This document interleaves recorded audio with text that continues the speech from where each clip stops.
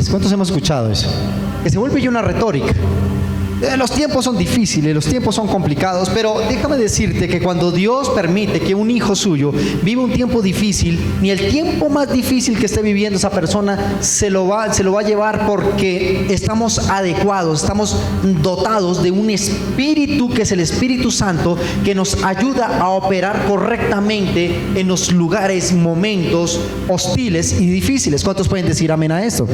¿Cuántos dicen amén a esto? Entonces, razón por la cual Dios nos introduce en algo, tal vez usted lo ha escuchado, hace tiempo no predicaba de esto, pero me parece importante hoy hacerlo, y es que Dios nos introduce a una estación, y dentro de la estación Dios te va a manifestar. Diga conmigo, una estación y una manifestación. Téngalo por entendido, amada iglesia, que lo que estamos viviendo hoy en las naciones, en nuestros días, en las naciones de la tierra, en nuestra nación, todos estos asuntos de las crisis, de sequía, de lluvias, de las crisis económicas, todas estas cuestiones, nosotros la iglesia, oraba uno de los hermanos en la iglesia esta mañana abriendo el culto, y él decía, no hay momentos que todos sean momentos planos en la vida del creyente. Hay momentos difíciles, hay momentos claros, hay momentos oscuros, hay momentos grises. Y toda esta cuestión nos lleva siempre a recibir la verdadera unción del Espíritu Santo, que es la que nos da la fuerza. ¿Cuántos dicen amén a esto? Entonces Dios en estos tiempos nos está introduciendo en algo que se llama una estación. Diga conmigo, la estación. Cuando nosotros, bueno, aquí en Colombia, que vivimos cerca, o por aquí pasa el eje ecuatorial, no vivimos las 4 estaciones que viven en el norte y en el sur del planeta, como bien lo entendemos aquí, lo conocemos geográficamente. Las 4 estaciones, las de lluvia, las de invierno, las de otoño y verano, estas estaciones no las vivimos acá, pero también nosotros aquí en el trópico, en Colombia, vivimos muchas clases de climas, y tenemos desde climas templados, muy calientes, climas marítimos, páramos, nieves y todas estas cuestiones. Entonces tú, cuando vas a ir a un lugar de esto, te adecuas correctamente al lugar a donde vas a vivir.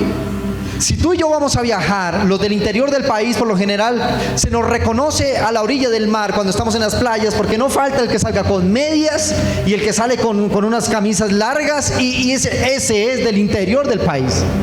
Pero ¿qué es lo mejor que tengo que hacer? Adecuarme al clima, adecuarme a la estación.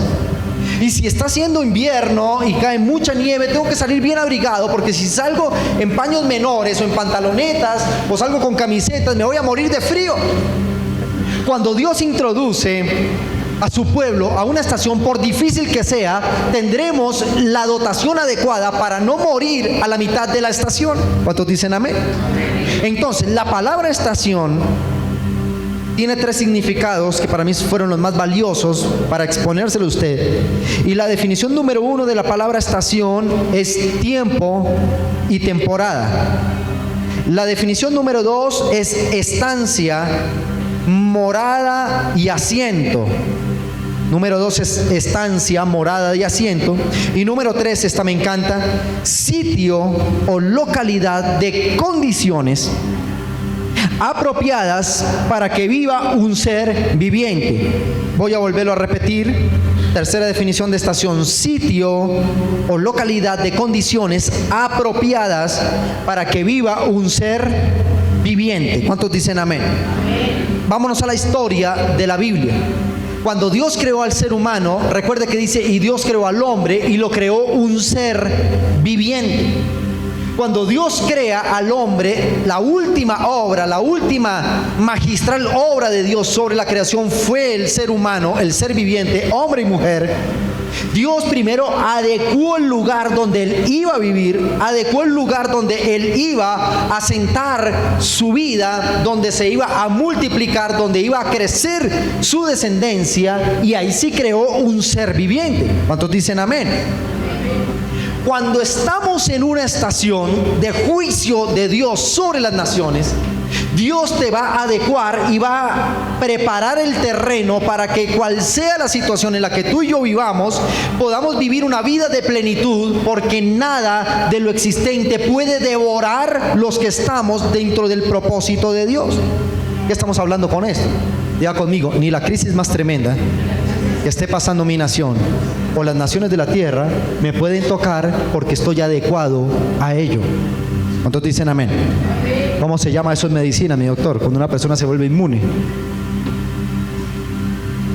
Bueno, le inyectaron, se va para el Amazonas y le inyectaron una inyección, perdón la redundancia, le aplicaron una inyección contra la fiebre amarilla. ¿Qué efecto causa eso en el cuerpo?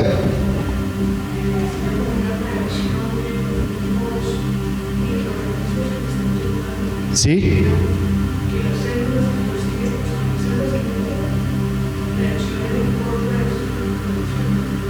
Es decir, se adecúa para el sitio. Cuando llega allí y lo pica el mosquito, no le va a hacer nada porque ya está adecuado, tiene antídoto. ¿Ok?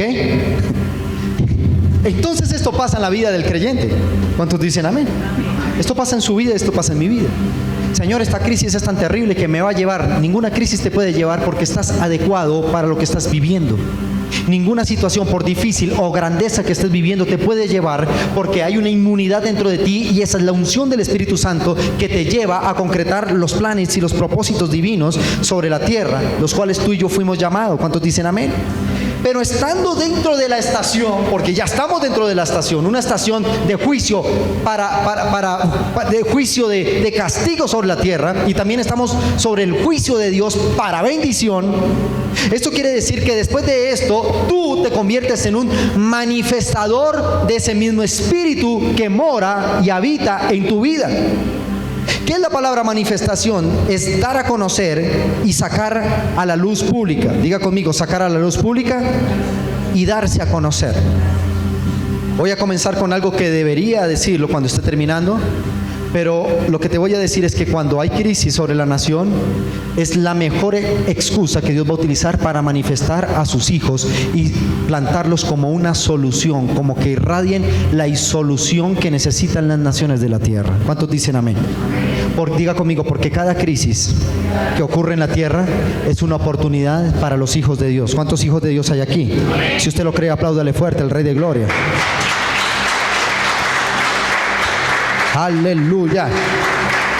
Y todo comienza por una palabra y una promesa. Diga conmigo, todo comienza por una palabra y una promesa. Vamos al libro, o más bien al Evangelio de San Juan, capítulo 16, versos 5 al 15. Evangelio de San Juan, capítulo 16, versículo 5 al 15, la palabra del Señor dice: esto no os lo dije al principio, porque yo estaba con vosotros. Pero ahora voy al Padre, al que me envió, y ninguno de vosotros me pregunta: ¿a dónde vas? Antes, porque os he dicho estas cosas, tristeza ha llenado vuestro corazón. Pero yo os digo la verdad, os conviene, diga conmigo, os conviene que yo me vaya, dijo Jesús a sus discípulos, porque si no me fuera, el Consolador no vendría a vosotros, mas si me fuere, os lo enviaré. Y cuando Él venga, convencerá al mundo de pecado, de justicia y de juicio. Lo repito, cuando Él venga, el Espíritu Santo convencerá de pecado, justicia y juicio. De pecado por cuanto no creen en mí, de justicia por cuanto voy al Padre y no me veréis más, y de juicio por cuanto el príncipe de este mundo ya ha sido juzgado. Aún tengo muchas cosas que deciros, pero ahora no las podéis sobrellevar. Pero cuando venga el Espíritu de verdad, Él os guiará a toda verdad, porque no hablará por su propia cuenta, sino que hablará todo lo que oyere, y os hará saber las cosas que os harán de venir, o habrán de venir. Y Él me glorificará, porque tomará de lo mío y os lo hará saber. Todo lo que tiene el Padre es mío, dijo Jesús. Por eso dije que tomará de lo mío y lo hará saber. Amén y amén. Vamos a entender una verdad. Y si conocemos la historia de la Biblia, conoceremos que Jesús algún día llamó a 12 hombres, 12 discípulos, 12 hombres con un perfil completamente bajo para manifestar la gloria de Dios. Pero Jesús, durante 3 años que ejerció su ministerio, lo que hizo en ellas fue impartir de su espíritu, impartirlo en 12 hombres que no tenían la más mínima intención ni la más mínima idea de cómo manifestar el reino de los cielos sobre la tierra. ¿Cuántos dicen amén? Relata la Biblia, Hechos capítulo 1, esto está en el verso, ya se lo digo, verso 10 al 11, más adelante lo vamos a leer. Dice que cuando Jesús ascendió al cielo, escúchame bien, cuando Jesús ascendió al cielo, los discípulos se llenaron de tristeza. Y Él les dijo, yo me voy al cielo y ustedes están tristes. Pero en el versículo 7, lo que acabamos de leer de San Juan capítulo 6, dice, pero os conviene, a la verdad, os conviene que yo me vaya, porque si no me fuera, el Consolador, que es el Espíritu Santo, no vendría sobre vosotros. Los discípulos, cuando Jesús se fue al cielo, ellos, dice la palabra, que se quedaron mirando al cielo con una mirada perdida, como reclamando y proclamando, ¿dónde está el Cristo que resucitó a los muertos? ¿Dónde está el Cristo que sanó a los enfermos? El Cristo que multiplicó los panes y los peces. ¿Dónde está ese Cristo que hizo maravillas? Y cuando ellos se fueron, vieron en peligro su propósito y su ministerio sobre la tierra. Pero Jesús les dice algo, les dice, les conviene, diga conmigo, les conviene. Dígale a la persona que está a su lado, le conviene que Cristo se vaya, para que Él envíe sobre vosotros al Espíritu Santo. Ya le voy a explicar algo. ¿Cuántos en la vida hemos sentido en una situación difícil que necesitamos más de su presencia, más calla su voz? Bueno, no sé si a usted le ha pasado, pero me ha pasado cientos de veces. Y voy a la presencia de Dios y digo, Señor, si no haces algo ahora, ¿qué va a ser de mi vida? Necesito tu operación. Pues eso mismo le pasó a los discípulos. Se fue en un momento donde ellos se habían acostumbrado a creer por lo que veían y a creer por lo que percibían. Los discípulos se habían acostumbrado a tocar a Jesús. Sabían que si estaban detrás de Jesús, Jesús era el que hacía el milagro, Jesús era el que operaba la unción, pero ellos nunca se atrevieron a hacer algo más porque tenían al Cristo enfrente. Pero un día su respaldo espiritual se fue al cielo y ellos no lo vieron más. ¿Qué quiere decir esto? Que los discípulos comenzaron a operar en una dimensión diferente, en la dimensión de la fe. Diga conmigo, dimensión de fe. Donde ellos dijeron, Cristo ya no lo vemos, no lo veo, no lo puedo tocar, no lo puedo percibir, pero ahora creo que va a suceder algo, porque Él nos prometió que algo iba a suceder en medio de nosotros. ¿Cuántos dicen amén a esto? ¿Cuántos dicen amén? Y la palabra del Señor dice, cuando Él dice, y os conviene que yo me vaya, vendrá sobre vosotros ¿quién?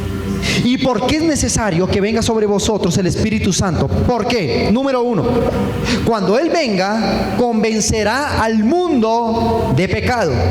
Número 2, de justicia y de juicio. Diga conmigo, el Espíritu Santo me convencerá a mí y al mundo de pecado, de justicia y de juicio. De pecado por cuanto no creen en mí, de justicia por cuanto voy al Padre y no me veréis más, y de juicio por cuanto el príncipe de este mundo ya ha sido juzgado. 3 definiciones que Jesús les dice: le conviene que yo me vaya para que venga sobre vosotros el Espíritu Santo. ¿Y qué beneficio tengo yo recibir al Espíritu Santo? Él os va a convencer de 3 cosas. Número 1, de pecado. Diga conmigo, pecado. La definición original de la palabra pecado tiene que ver con errar al blanco. Cuando hablamos de la palabra pecado, es que alguien está errando su blanco y su objetivo en la vida. ¿Cuántos dicen amén? Cuando viene el Espíritu Santo, te va a convencer que no estamos haciendo las cosas correctamente dentro del propósito de Dios. El pecado no es la actitud del hombre de cientos de asuntos que nos llevan a la iniquidad y terminamos por enfurecer a Dios, sino que pecado simplemente es errar el blanco divino, el propósito que Dios marcó para su vida. Cuando lo erramos, estamos pecando. Eso es pecado, sencillamente eso es pecado. Pastor, yo no fumo, yo no tomo, yo no bailo, no voy a fiestas, pero cuando nos apartamos de la presencia de Dios es un pecado igual o peor, porque es errar el blanco. ¿Cuántos dicen amén? Segundo, el Espíritu Santo viene para hacernos tener justicia. Esta palabra justicia la vamos a sacar del hebreo sedek, que quiere decir derechura. Diga conmigo, derechura. Entonces, cuando viene el Espíritu Santo, va a tomar tu vida y la va a encarrilar en una vida de derechura. ¿Cuántos dicen amén? Diga conmigo, con el Espíritu Santo caminaré derecho sin desviarme al propósito que Él marcó para mi vida. ¿Cuántos dicen amén? Y número 3, los convencerá de juicio. Antes de definir la palabra juicio, quiero decirte que la palabra juicio implica dos cosas. A Dios se le provoca juicio, para castigo o juicio para bendición. Diga conmigo, hay un juicio para el castigo y un juicio para bendición. Cuando nos hablan del juicio de Dios, nos aterramos. Tú estás dentro del juicio de Dios. Yo no, porque son los rayos y las centellas. Dios me va a traer el fuego, me va a traer la crisis. No. Pero cuando estamos dentro del juicio, la vida de derechura y el no errar al blanco me va a llevar a determinar que Dios, va a llevar a determinar a Dios que nos bendiga en su juicio, o que nos diga en su juicio para bendición, o que castigue en juicio para mi vida. ¿Estamos entendiendo hasta aquí? Entonces, esa palabra juicio viene del hebreo safat y del griego krima, que desenvuelve en algo que se llama crisis. Diga conmigo, crisis. ¿Qué es juicio? De ahí deriva la palabra crisis. Incluye la idea vigorosa contra el mal, no del mal hacia el bien, sino el bien hacia el mal. Se trata del desenvolvimiento de la misericordia y la ira de Dios en la historia y en la vida y la experiencia humana. Es aquí que el juicio de Dios puede proporcionarle liberación al justo o condenación al malo. ¿Entendimos acá? Vamos entendiendo. Jesús dice: yo me voy porque les conviene que venga sobre vosotros el Espíritu Santo. Número 1. Número 2. Tal vez ellos preguntaron: ¿y por qué? Ellos dirán: porque el Espíritu Santo te va a convencer de pecado. Diga conmigo, el Espíritu Santo me convence de pecado. ¿Qué es pecar? Errar en el blanco. Cuando me salgo del propósito de Dios, estoy en pecado. Número 2, nos convencerá de justicia. ¿Qué es justicia? Diga conmigo, caminar en derechura, caminar derecho en el propósito de Dios. Y número 3, los convencerá de juicio. ¿Qué es el juicio? El juicio es para bendición o para castigo.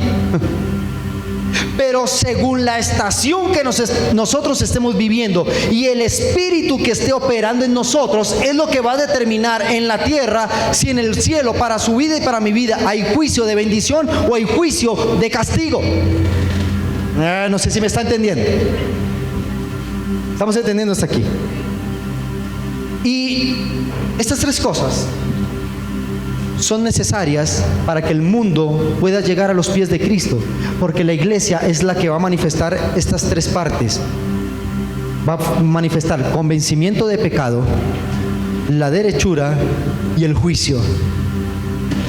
Si Dios en estos tiempos ha cerrado los cielos para que no haya lluvia, la iglesia es la que tiene la autoridad para proclamar lluvia sobre la tierra.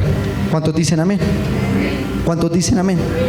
Ahora, usted dice: pastor, yo quiero recibir al Espíritu Santo para que opere en mí y pueda manifestar estas 3 conclusiones o estas 3 palabras, las quiero manifestar.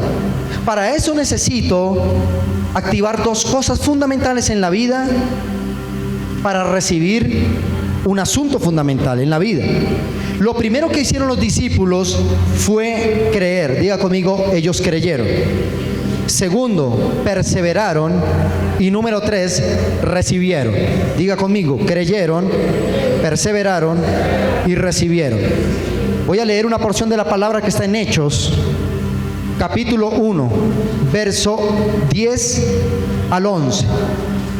Antes de leerlo, le voy a explicar cuál era el mandato de Jesús. Jesús le dijo, yo me voy y os enviaré mi Santo Espíritu. Y estén en congregación, diga conmigo, en congregación, orando, ayunando y esperando, porque de repente, que viene de la palabra súbitamente, vendrá sobre vosotros el Espíritu Santo y Él os convencerá de pecado, de derechura y de juicio. ¿Qué hicieron los discípulos?